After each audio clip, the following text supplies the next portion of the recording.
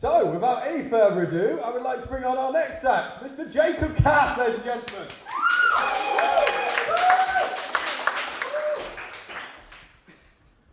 Hey guys, it's Jacob Carse. That's the first thing. So yeah, it is Jacob Carse. Hi guys. I'm not very good at introductions. There are balloons all around me from people's previously better introductions than mine. I've always found that when doing an introduction that I really do suck. I always leave the worst first impression. I mean, Dan came up, he blew a balloon, everything just made sense to you all. All of you knew comedy was going to happen right now. What happens when I come up? A terrible haircut, a fantastic arse. Unfortunately, they do contradict each other, so I'm on a neutral stage at the moment. But when it comes to first impressions, I've always wanted to have that sort of first impression where I see someone from across the room and we make eye contact. But I've never really been one to do it. I think mainly it's because I have a weird staring problem. I just sort of stare at people sometimes. Apart from when I stare, I don't have a normal stare. That's one of my main problems. I sort of do a sort of lusty ferret sort of stare. It's either that or the disappointed paedophile. Sorry if there's any paedophiles in the room. I do respect your decision to be a paedophile. Obviously the law doesn't, but we are two separate entities, so it's fine. I've never really understood paedophilia. I mean, it's sort of like the obsession with the younger people, and I never saw it as that bad.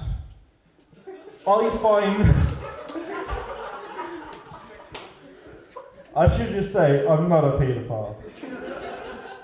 I've always found the whole liking older people very strange, because if you like younger people, when you grow up, it's fine. They stay the same. They're always going to be younger. But when you get older, that's when it starts to get into necrophilia, and no one wants that. Anyway, introductions. So, another way to do a first impression is to have someone do a little hype for you. So it's like a friend of mine could say to a friend of theirs, "Oh, my friend Jacob, I hear he's hung." And at that moment, they know, well, they assume that I am hung. That's until they meet me. I do tend to prove them wrong rather quickly.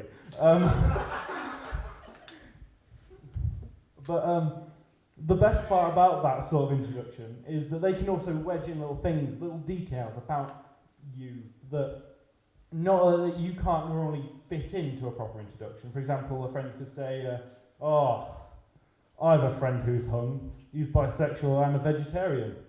In that instance, they know the best three features about me. I'm bisexual, I'm vegetarian, and I'm hung. Although, if you're trying to do that in a proper introduction, it really does not work very well. It's sort of just like a, "Hey, I'll take whatever you're offering, as long as it's animal friendly. By the way, I have a big penis." It's not really the sort of introduction that people strive for, especially when meeting people. But I mentioned that I'm bisexual, and it's hard being bisexual. People don't know how hard it is. They always assume that, these greedy bisexuals with all their men and all their women. But it just makes it so much harder to get men and women, because I want to seem attractive to both men and women, which is really hard, because guys go for gay guys and girls go for straight guys. So there's no in between. I think at the moment I've sort of hit that sort of level where girls assume I'm gay and guys assume I'm straight, which is the complete opposite of what I want. In fact, this one time I met this guy in a club. As we were grinding up against each other, everything was going well. I was doing my slut drops. Crazy sexy. We were walking out, just having a chat as we do, the pre-grind chat. I mentioned that I recently came out as bisexual, in which he responded with the what? When you were dancing with me, were you trying to get the D?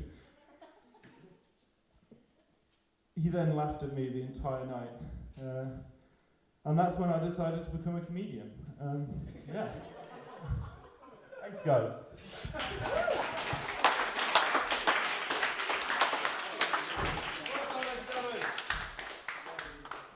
I'll say one more time, that generally means everyone claps again. One more time, ladies and gentlemen.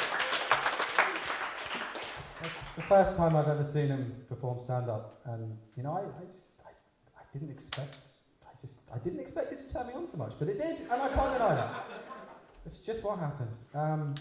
Also, I know Josh has already done this, and I know it's a sin to steal someone else's material, but could I get a pint of tube ball, please? Thank you. Yeah, thank you.